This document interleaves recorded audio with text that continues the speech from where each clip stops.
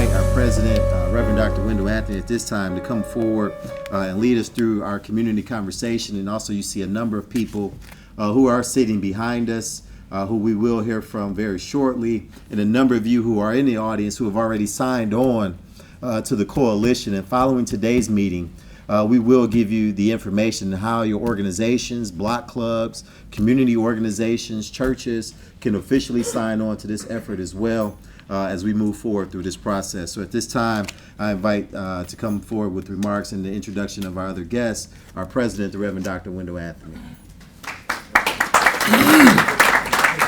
Let me say good morning to everybody. Let me thank you, everybody, for coming. Let me start and just have people to introduce themselves and the organization. Right here, to my right and your left. Yes, I'm Mark Fancher. I'm the staff attorney for the Racial Justice Project of the ACLU of Michigan. Good morning, I'm Michael Neighbors. I pastor New Calvary Baptist Church in Detroit and also serve as director of the Masters of Divinity program at Ecumenical Theological Seminary. Steve Spreitz with the Michigan Roundtable for Diversity and Inclusion and also co-chair of ALPAC, which is Advocates and Leaders for Police and Community Trust, and I see some of our members out in the audience. Good morning, I'm Ken Coleman, Communications Director for Congresswoman-elect Brenda Lawrence. I'm Ron Scott, I'm the spokesperson for the Detroit Coalition Against Police Brutality. And our major objective, peace zones for life. Good morning. I'm Willie Bell. I'm chairman of the Board of Police Commission here in the city of Detroit. Good morning, Mary Carmen Munoz. I'm operations manager for LACED, Latin Americans for Social and Economic Development. Okay. Let me thank everybody for coming and just say how we got here. This is a regular meeting of the meeting time, rather, and it's not for our allies and issues assembly that we've been doing for the last few years. Some of you are part of that, so you already know. With the events that have occurred recently in the country, several of us talked about the necessity to address them on a more formal way, particularly as it relates to the city of Detroit. I had a conversation with several people, one being Reverend Dr. Michael Neighbors from ETS about this situation, and several other people. The NAACP since 1909 has been dealing with police brutality. This is not a new situation. That's why we came into being. Lynching, unjust laws, a broken system that was not working for us, and discrimination, non-fairness, and basically to save our lives. That's why we were born since 1909. So this is not new. We've been fighting it along with several of you from time immemorial. So let me say this. This is a big elephant. We ain't gonna eat it in one bite.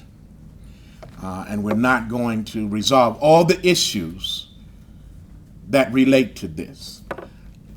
We invited the community to come in to be a part of this discussion, which is going to occur between the community and members of the law enforcement community, state and local, about policies and initiatives and programs that they have or do not have that impact our lives and that possibly can save some of our lives and prevent what has occurred in Ferguson and New York and California and Arizona and all over the country from occurring again, and Detroit from occurring again here in the city of Detroit. When you invite people to come out, people come with different backgrounds and agendas. We know some of everybody got their own agenda. This ain't the water board agenda. Although we're concerned about water. We are concerned about it because we've met about that. We're dealing with that. There probably down the road may be some legal action against the city on water. But that ain't what this meeting is about. We're concerned about nonviolence or violence against people with different sexual orientation. But that ain't what this meeting is about.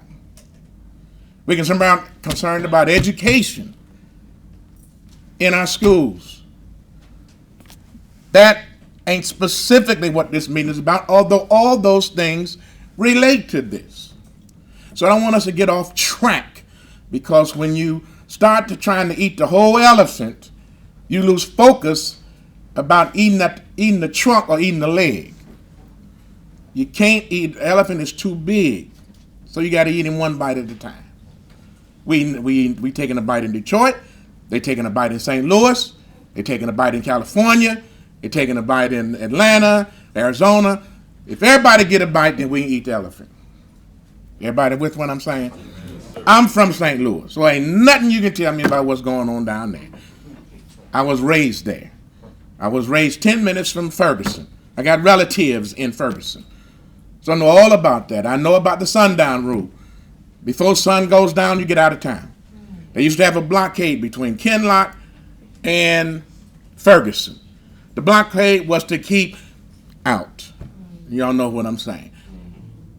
And my grandmother used to tell us, don't go to Ferguson, because if you go to Ferguson, the police will pick you up and we will not be able to find you. Michael Brown is not the first black person killed by the Ferguson police. He was the first one that got openly busted, and all hell broke loose. This stuff been going on for a long, long time. It's not just Ferguson, it's Hazelwood, it's Jennings, it's Berkeley, it's U-City, it's downtown St. Louis. It's all them communities around it that have small police departments, and white folk are entrenched and they don't like you. That's why you only have 3 black people on the Ferguson Police Department. Mayor's white, police department, police chief, fire department, council folk, board of ed, you name it, it ain't us. Now the people have a chance to change that by exercising their franchise and voting.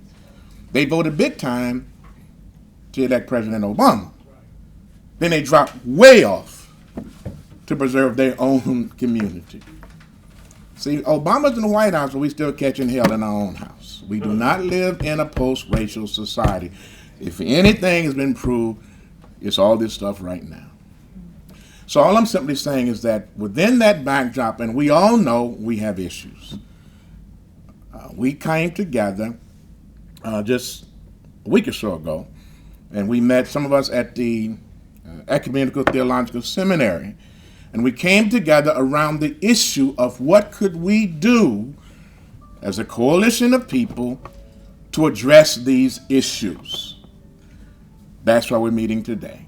We came up with a number of points or priorities that we wanted to put out when we discussed these areas with the mayor, governor's office, police departments, and all of that.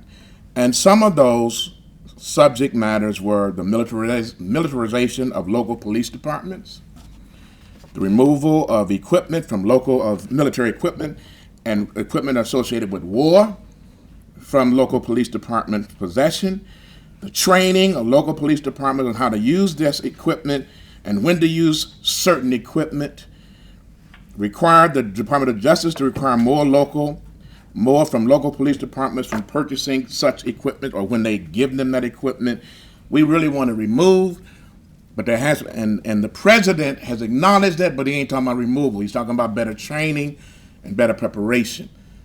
I don't know if you recall, but when the Ferguson Police Department brought all those AMVACs and those tanks, the police chief got on TV and he said, well, when they were asked, y'all brought all this equipment out and you really need it and all that, and he said, and have you used it before? He said, well, no, but we really even had a chance to rehearse with it. That was what the chief of police said when they brought it all. We really have not even had a chance to rehearse with it. So now that these people have given us an opportunity, we can rehearse on y'all. We don't even want them to have it in order to rehearse. This is equipment that they use in Afghanistan and Iraq and on the Gaza Strip and in military arenas and theaters around the world. We are not the enemy, we are citizens. And something happens when you put on the fatigues and the brogues and the helmet and the long rifles. And even when they're instructing you, part of the instruction is that you, talking about police officers, you are the warriors, they are the enemy. Talking about citizens. So if you're training with that kind of mentality, you're setting up a process for disaster. That needs to be looked at. Match dollars that are being spent on equipment with dollars that should be spent on prevention methods. These are things that we talked about when we met. So I'm just letting you know how we got here. Increase accountability around the decision to use the equipment should not just be the chief of police call, if that's the call. To empower the Board of Police Commissioners, restore the full powers provided by the city charter of the elected Board of Police Commissioners. Education and training, Stops and Cops program. That's a program that we've had in the NAACP in schools to engage young people into the area of how to deal with the police and law enforcement when in fact you are stopped on the street. Organize and activism trainings program, education of police departments, the use of body cameras and equipment, residency in our community, racial profiling legislation, in Racial Profiling Act, data collection of militarization force, etc. These were some of the points that we raised at the meeting.